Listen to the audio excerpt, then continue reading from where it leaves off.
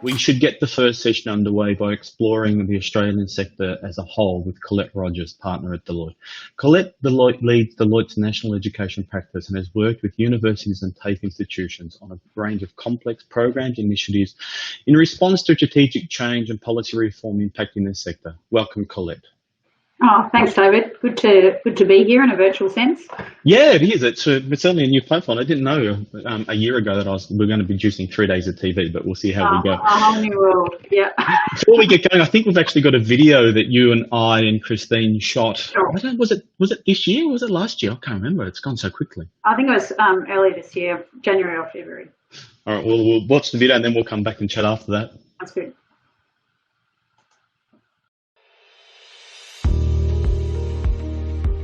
I'm Colette Rogers, the Education Sector Lead Partner at Deloitte. We're really delighted to have this opportunity to release, in partnership with EduGrowth, the 2019 Australian EdTech Census.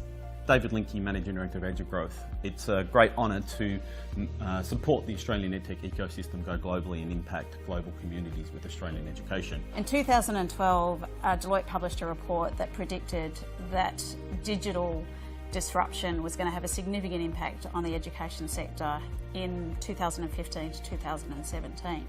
I think that certainly occurred in terms of education providers seeking to understand their digital strategies, putting in place their ICT infrastructure and really building in their core learning management systems and thinking about online delivery. I think what we're seeing now is the continuous, and since that time, the continuous evolution of education technologies and a real maturing of the market. And you can very much see that in terms of the growth of the EdTech sector, the innovation and energy in it, which has really come a long way since we did the survey in 2017. And this year we've seen a great change in our census themes, and some of the things that we've been building have been borne out by the data, and we're seeing that the EdTech ecosystem is significantly growing, it's maturing, we're seeing the companies within it are maturing. The thing that's driving the adoption of education technology is really the expectations of students of a better experience, the expectations of academics, the expectations of researchers of a better experience. In terms of education providers, what we're also seeing is a maturity in terms of their understanding of the EdTech market. And so they're looking at their education technology ecosystem holistically.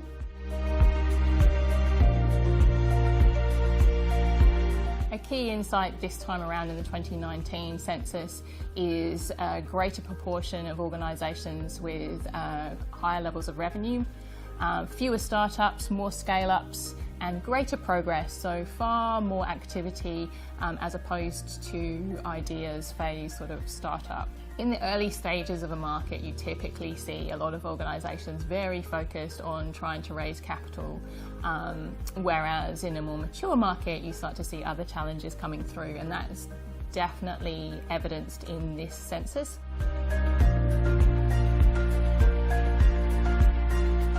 So one of the interesting themes as I travel around Australia talking to EdTech entrepreneurs is the balance between raising capital and finding customers. And there seems to be a distinct move from finding more and more capital and instead actually putting all of that energy into finding more customers.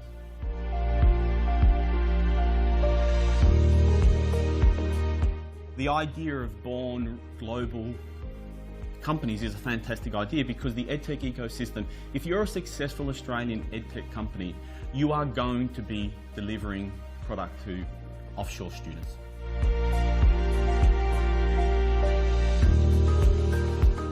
There's been a really interesting change in census data that we've seen this time around, and what we're seeing is that the things that are most important to EdTech companies to grow is really the talent that they can access. And so there is a really nice opportunity in the innovation sector across Australia, is where if you get talent developed in one sector, it's translatable. So highly skilled employees will help the EdTech sector grow.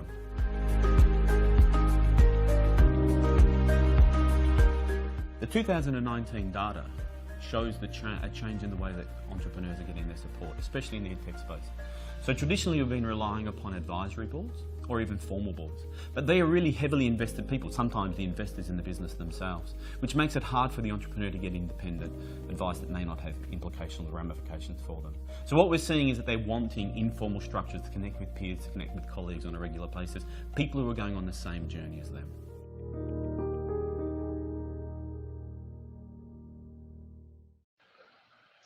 I think all the work's done for us, Colette, and we can just I think it is. go put our feet up and get it done. Why don't we? I think we've got a slide that we wanted to begin with, which sort of gives us the key findings from the 2019 data. So maybe you might want to just talk us through those key findings. Sure. Yeah, that sounds great, David. Yeah, that was definitely I think a lot of the sentiments and insights still hold true, but definitely a pre-COVID video. Up on the slide there, you can see the key findings from the 2019 census. I guess just to put that in context, so we ran a 2017 National EdTech Census, and then we ran another one in 2019. And as we just talked about in the video, between 2017 and 19, we really did see a maturing of EdTech organisations in Australia. And one of the key things, I guess, just on the volumetrics is there was a near doubling of, or there has been, if I sort of take us forward to 2020, a near doubling of numbers of EdTech organisations. So 2017, there were 350 EdTech organisations. 2020, we're looking at more around the 600 number. But we also in that 2019 census finding, we really saw a greater number of organisations that we would define as scale-ups. And so by that we mean they've really moved beyond the startup stage. So they've progressed from just having a concept to actually being delivery of one or more education services. They've got established customer bases, and they've really got a regular ongoing monthly revenue stream. I think second, really interesting, the future of work was becoming more of a focus for some EdTech solutions. So the percentage of organisations, for example, focused on corporate EdTech solutions increased from around about 24% in 2017 to almost 40% in the 19 survey. And also the percentage of really interesting organisations focused on vocational education solutions increased from about 30% to 40%. So really seeing the focus on work integrated learning and employability coming through in EdTech solutions. I think the third insight there, global expansion, was really top of mind. So, and I think, the born global insight that David just spoke to in the video is a really nice way of framing it. But the majority of EdTech organisations, so about 75% of them, had a customer base outside of Australia, and really the key challenges, just on that final point, are around certainly the shifting to, and that focus in international overseas markets, but also finding talent. Fantastic, Colette. And I think this is a really interesting thing. Before we move into sort of talking a little bit about what maybe the COVID pandemic is doing to the EdTech sector and maybe where we think the real opportunities are, and maybe some of the key insights of the early data that we're getting around the 2020 census that we're doing, well, the data collection's been done, but the analysis has been done at the moment. I was wondering if you just sort of want to just pause for a moment and just think about, in those key themes, so we're seeing a maturing of the market, we're seeing a sort of essentially a doubling of the market, we're also seeing a global focus. I was wondering if you've got a bit of an insight into why you think what are some of those drivers that are driving that? Is it local demand? Is it international demand? Is it a combination of both? Well, I mean, I think it is a combination of both. I mean, it's important with EdTech to note that, the global context is really important, and also the global outlook is really positive. And, the drivers are twofold, and they're quite simple drivers in a way. And just to quote a couple of statistics from Deloitte Access Economics, by 2025, which isn't too far away, there'll be 500 million more students than there are today, and that's obviously globally, and that's school and across school and tertiary education. So, and then I think the other the other driver is addressing the skills gap. So if I talk about the Australian context, skills shortages will be, we predict, 25% higher than they are today, and that's if we continue on our current path. So to address the skills gap, we really need to continue to engage in learning, to refresh and acquire new skills. So increased demand locally and globally, and EdTech offers a solution to this demand. I might just add one other point, which is it's an important context for Australia, important context globally, but it's also really important to think about, population growth, particularly as it relates to developing countries and the potential of EdTech to provide much greater access to education in those countries. And I think that that's a really interesting point as well, because I think the Australian EdTech ecosystem is connecting into those mega global trends. So we are definitely seeing a movement globally into this idea that workforce and education are really connected, and this future of work in the workforce space. I think we're also seeing a desire to transform within institutions as well. That's certainly happening globally, and Australian institutions are at the forefront of some of that. Like we have a incredible decades-long reputation for distance education and online learning. So being able to convert that into a digital space is sort of a natural progression and so forth. I want to sort of talk a little bit about and sort of spend the next few minutes talking about what sort of themes are we seeing from a COVID perspective in the latest data that we've collected, and then maybe some of the themes that you're starting to see in the 2020 data. Yeah, so we've thanks, David. So we've run the EdTech Census 2020 just over the past few months, so during COVID, and I think so early findings, the data's just in, but really the big theme coming through for 2020, not surprisingly, is expansion.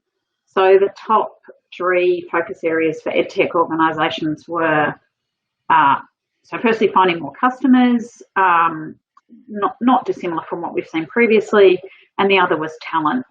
So almost half of the organisations surveyed were looking to hire at 5 or more people. But I think the third focus area coming through is new, and it's really focused on expansion, and it's expansion in Australia and also outside Australia.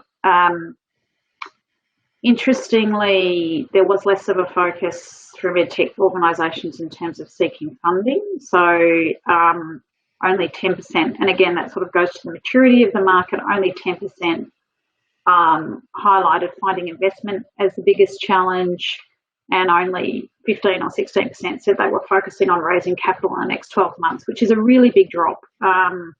It was more like 35% in the 2019 census.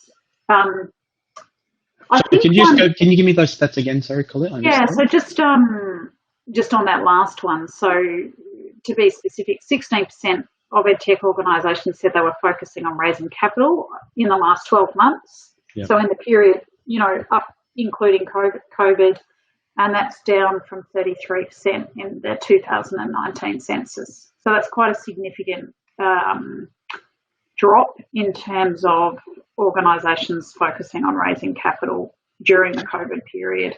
It'll be interesting in sort of some of our focus group conversations that we do before we publish it. It'd be interesting to test whether or not that's perception that it's going to be too hard, or whether it's a desire to get on with doing business. I'm not sure yet. Let's ask those questions. I mean, my my hunch overall is that those, which I think is where you sort of might be going with that observation, David, is that established EdTech organisations have thrived during COVID and have been really expanding and adding their customer base, and have actually found it easier to acquire, if you like, new customers. Yeah. But potentially it's been tougher to get sort of new startups up and running during this period. That might just be a COVID-19 blip, or there might be something more fundamental at play in terms of, is there a two-speed economy starting to emerge when it comes to Australian EdTech orgs? So, but as you say, more to come on that.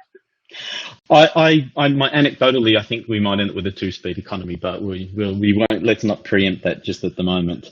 We'll work out that one in a minute. What I wanted to do is, I just wanted to spend. We've got a couple more minutes. I just wanted to spend a little bit of time thinking about what do we think some of the bigger steps might be in this post-COVID world? Where do you think institutions will land in terms of their digital transformation or adopting new technology platforms? What do you think their experience may have been from, the last 6 or 9 months online, and maybe who knows how long that goes? Yeah, I mean, I'm trying not to use the word accelerant, but in the context of COVID, because it's a little bit overused at the moment. But I think it's pretty obvious that COVID-19 has acted as an accelerant to drive innovation.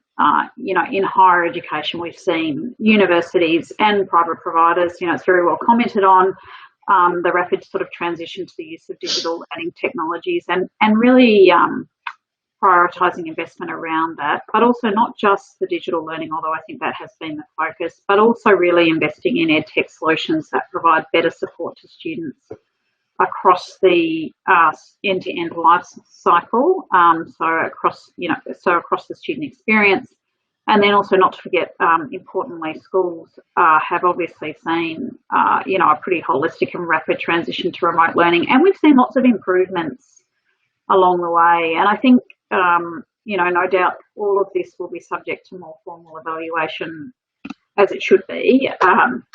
But I think the changes have and actually will be pretty profound. I think particularly when we're talking about schools, it's really changing the relationship between parents and children's learning because it is happening in the home, and the level of support and types of support that children and parents need. I think it's changing the types of support that teachers and trainers and academics need in terms of how to deliver learning. And I think it's also changing the way that school systems are starting to view the role of education technology. And I'm not saying that it's the end of the physical campus, but I think it does mean that many students and teachers or academics have been engaged in EdTech in a way they haven't before, and they won't be going back.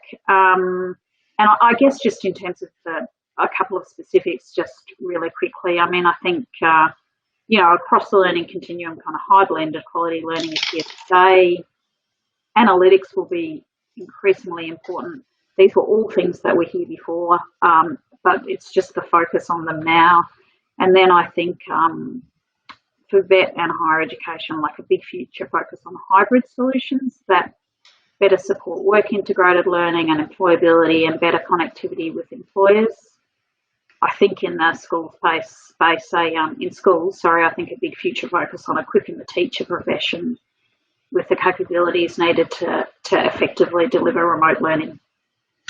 Fantastic, Colette. Thank you so very much for the insight from the data that we've been working on collaboratively over the last few years. And it's a really important point that I acknowledge and thank you, Deloitte's partnership as a strategic partner of EduGrowth. There's no doubt that we need your support, and both, intellectually and with all of the work that you guys do for us. So thank you very much for participating this morning. Thanks, Colette. Thanks for the opportunity, David. Thanks a lot. Have a great 3 days. Yeah, thanks, Colette.